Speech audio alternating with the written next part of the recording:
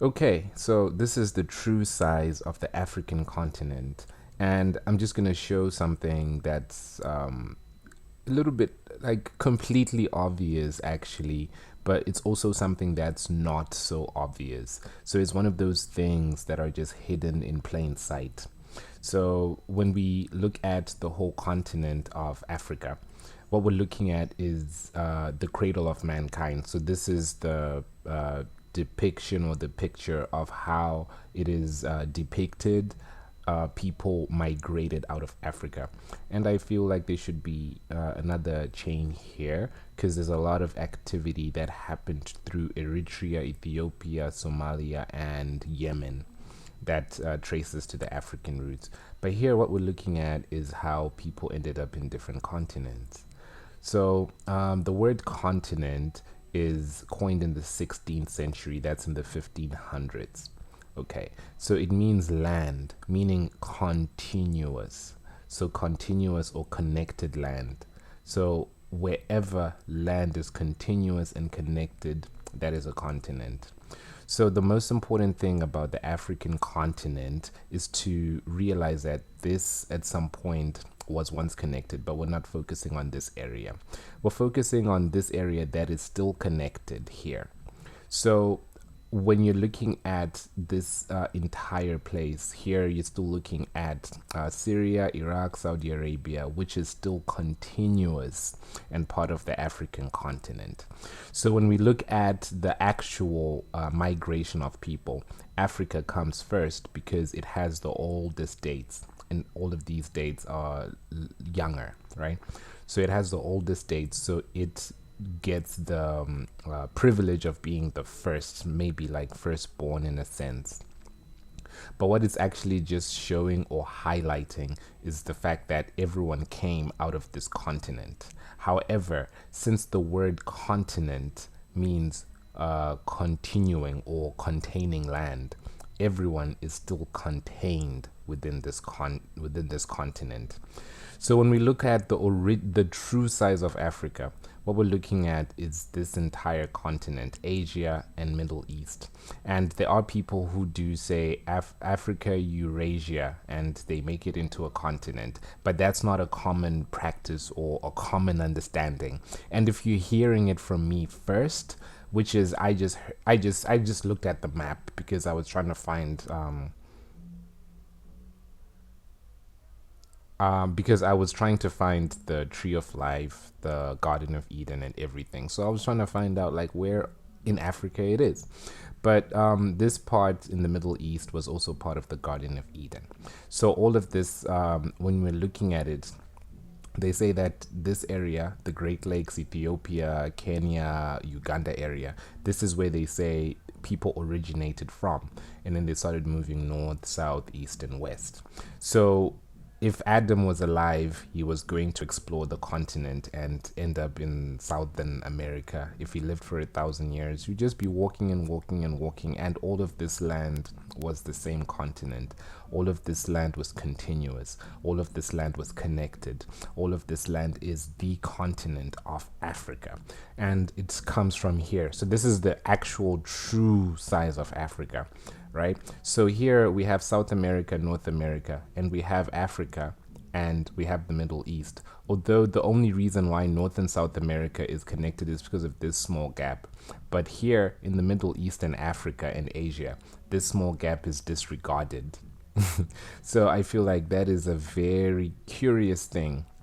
So just a closer look at this is that we have Africa over here, and the more you zoom into it, the more you just realize that this land, this is where we ended up putting an artificial canal in the 1800s, the Suez Canal, that divides this area, just because it was so hard to get goods from here to from the southern part of Africa to this part without going around the whole continent.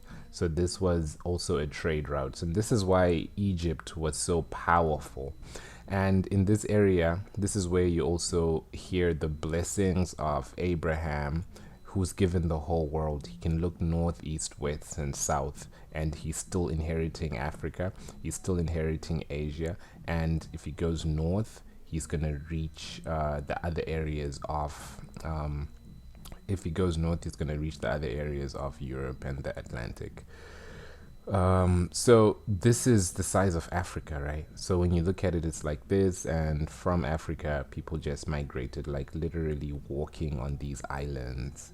And this is literally what it is. So when you look at it, this is also called Afro-Eurasia, but this is definitely the same continent. At least Africa should be this big, but it is in actuality this big.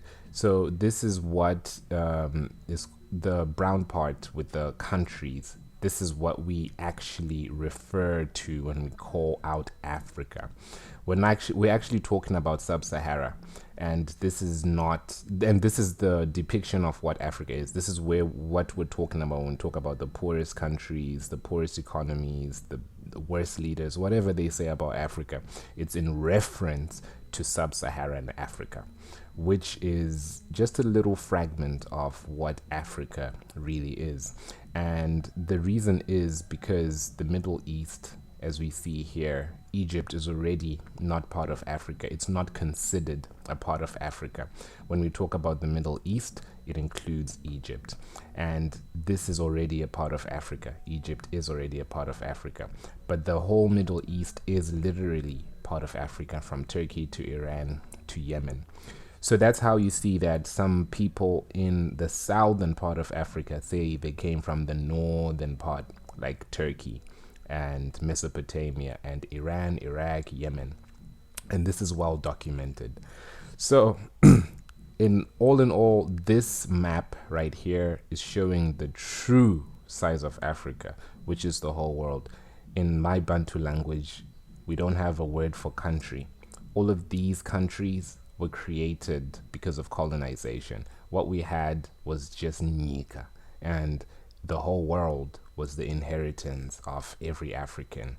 And we didn't have passports or anything. You could just travel and travel north, and as soon as you travel north, you can travel a little bit to the east, travel north or south or whatever, and that was part of Nika. It just keeps on going and going and going and going. But at some point that changed because there were different tribes and different cultures, and they also had their own territories, which they had their own rules.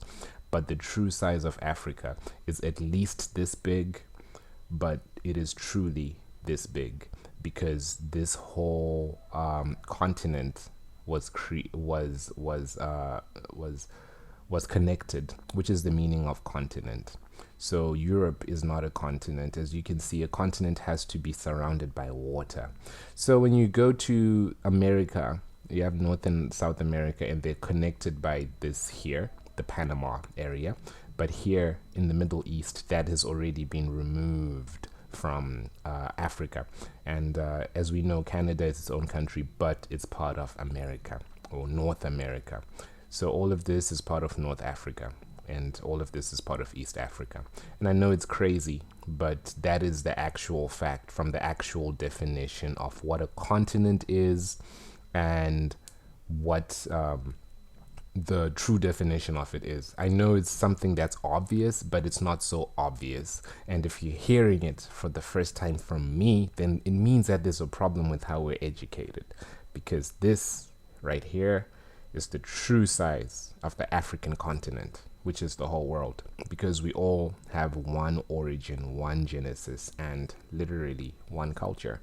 And that culture is based on African traditions and spiritualities.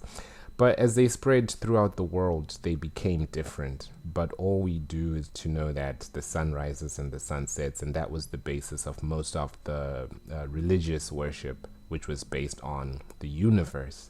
So the whole world is part of Africa, or Africa is part of the whole world. It's one continent.